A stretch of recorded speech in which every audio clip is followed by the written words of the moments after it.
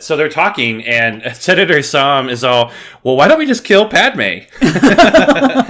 And then Lot Dot is like, bitch, please. Do you think I haven't tried? We had a whole droid army come after that bitch, and she's still alive, so. Yeah, he literally says, that task is more difficult than you presume. And I wanted to say, yeah, for some reason, there's a very powerful Jedi always by her side, too. It's the weirdest thing. It's so hard to kill this bitch. We've been trying and trying. I don't understand.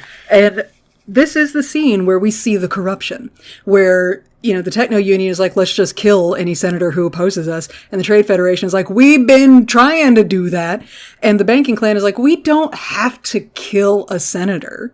All we have to do is arrange a terrorist attack on Coruscant. Then everybody will be on board with the war forever, in perpetuity.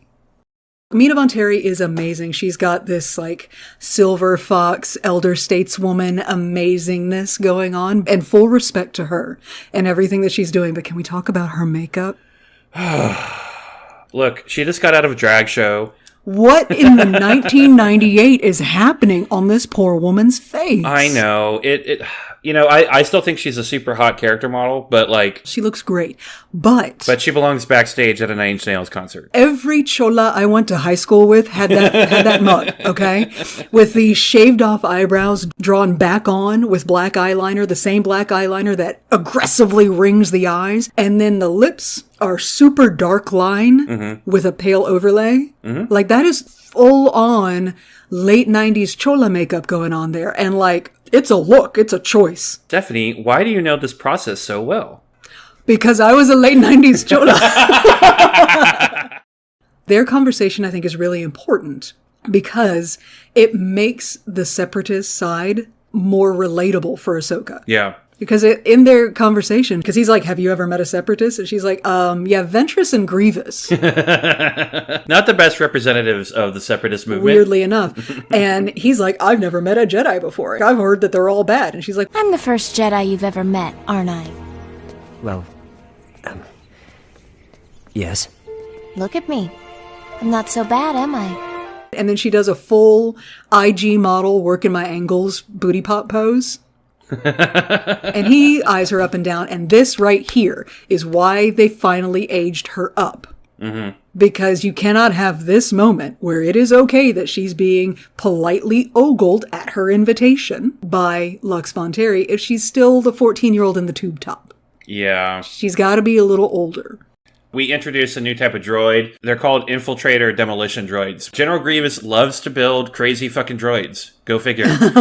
You'll notice that the feet that they have when they're in full battle mode are the same clawed feet that Grievous has. I did not notice that. That's very cool. Yeah, that's because those are his fucking feet. He keeps parts of himself all over the place because, you know. Because Jedi tend to show up and cut parts of him off. Right, so there's parts of him in these droids, literally. Now, when Grievous gives the order to the droids, they have a projection of Grievous coming out of their red nodule thing, and it's like right in the middle of the street. Right? So I theorize, like, what if I'm in Coruscant getting a burrito, and I turn around, and I suddenly see all these infiltrator droids, like, with Grievous projecting out of their nose. I'm like, huh, that seems bad. Why do the sweeper droids have pictures of, like, Public Enemy #1? Yeah. No one has observation skills in Coruscant. No. Everybody feels their spot check. We need fighting to feed the machine and our profits. This scene is like, hey kids, let's get ready for some post 9/11 commentary. Keep in mind that George Lucas always is commenting on wartime politics. The original trilogy was aimed at the Vietnam War, the Nixon era. Get your politics out of my Star Wars. Oh my god. Exactly. Oh my god. Attack of the Clones came out in 2002. September 11th, 2001 is when that attack happened. Chris and I were together that day. Oh, yeah. We watched it happen on TV. Yeah, we saw that in real time. We have a certain perspective on this. Like, I clocked this commentary immediately because we are of that era. Everything that happens here is a direct commentary on post 9/11 America and warmongering. So once again, do not tell anybody to keep politics out of Star Wars. You can't. Hey, Steph. Huh? We're old.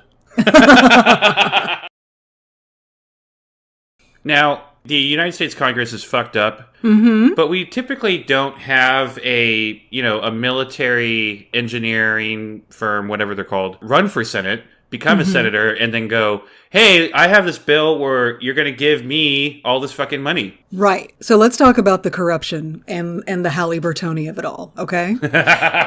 She used the fact that the Kaminoans are the sole producers of the entire army for the Republic. She used that as leverage to gain the seat on the Senate. Okay. Okay, so the name Halliburtoni. What is your typical Kaminoan name? They don't sound like an Italian name. Yeah. Lamassu. Yeah.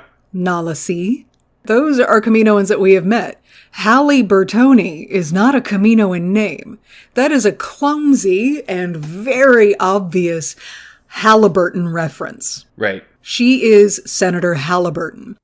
I'm gonna say it right now. I fucking love Lieutenant Devo. Really? Love him. So, would you like to know more about Lieutenant Devo? Yes, I especially want to know who his voice actor is. Okay. Lieutenant Tanivos Exantor Devo. He is voiced by Tom Kenny, a.k.a. Newt Gunray and SpongeBob SquarePants. Lieutenant Devo is an inspector with the Coruscant Security Force. He's a cop, and he is super condescending. And this is one of my favorite moments in the episode, is he's lecturing this room full of politicians about how obviously Anno was murdered by a politician. Poison, of course. The politician's preferred method. The look on Bail Organa's face I know. is just, it's poetry. He's just so 10,000% done with this asshole. I love the line that Bale gives Padmé around this time. Don't worry, I won't get in your way. I screamed at the TV saying, it's because you're going to fucking run. Right. It's hard to be in the way when you're not even there. Right. But here's the thing. Like, they go to the docks. They get attacked at the docks, obviously. But Bale almost fucking dies. Yeah. Maybe this is why Bale bails. Because when he does go places, he gets the shit kicked out of him. And like, yeah, if this was the curse that followed me, Bail Organa, around every time I set foot outside my house, then yeah, I would bail out too. And in fairness to him as well, hanging out with Padmé Amidala is extremely dangerous. It's super dangerous. That's why she should only really be hanging out with Jedi, because they're the only ones that can survive the adventure chaos aura that exists around this teeny tiny wonderful little woman. I love Padmé. She frustrates me, but I do love her. So they brought on a guest director for the Pursuit of Peace episode, Dwayne Dunham. Okay. And Dwayne Dunham is an old friend of George Lucas's from college. And they actually worked, bear with me, they actually worked on the original trilogy together. Oh, okay. Have you ever seen, there was like an interview when they were first testing out the Boba Fett armor, there was a solid white prototype mock-up. Right. The person in that suit is Dwayne Dunham. Oh, okay. So when the Pursuit of Peace episode came out, Star Wars Insider magazine ran an article about him and included pictures of him in the white Boba Fett armor, which, by the way, he was 70s hot back then. I recommend. I'm Googling it right now. Anyway, this issue of Star Wars Insider came out with pictures of him in the armor, and within 20 minutes, there was a line of Lucasfilm employees around the block waiting for him to autograph their copies of the magazine. It was really cute. Oh, he is a cutie patootie. He was really cute.